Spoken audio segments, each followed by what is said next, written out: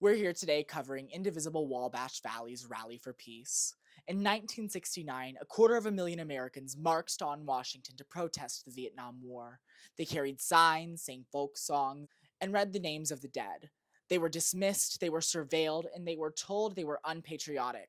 But they kept coming. Today, more than 50 years later, those echoes are back, louder, sharper, and just as determined.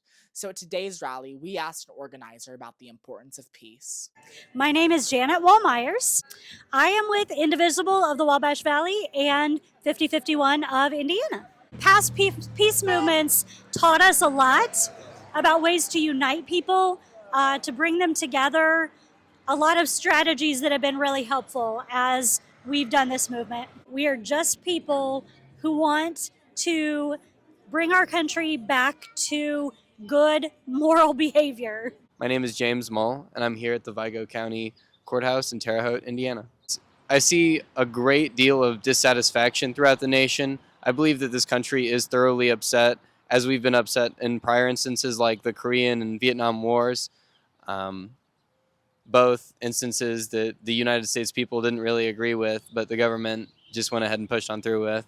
And it's scary to see that we're living through history day by day. As we want to protest and stand up for what's right and what's wrong, we want to fight for what's ours and stand up for something better. I grew up in the 60s, and it seemed that the Vietnam War was a concern to people. I understood that, but this is much scarier.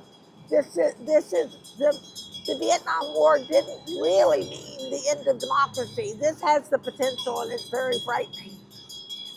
It was only after months in the snow, rain, heat, and creating coverage of our own that WTWO, a local news station, showed up to take interviews. What do the people think of this? The mainstream media doesn't want to cover what's going on. They don't want to draw attention that there's actually, civil unrest. I wonder if there are some pressures being put on news stations to keep us quiet, to keep us minimized. I think that there are some people that just don't even recognize the atrocities that are going on. A lot of control in the media. Try being honest, please. Just actually answer questions. I would ask them to answer questions honestly instead of just automatically defaulting to lies. At today's Rally for Peace, the signs were different. QR codes instead of mimeograph machines, Instagram stories instead of underground zines. But the message is hauntingly familiar. We deserve peace. Power to the people. The American people are tired of the games, and we want a real country for ourselves. I mean, look at all the tie-dye shirts and the gray hair. We've been here before. Stop the hate.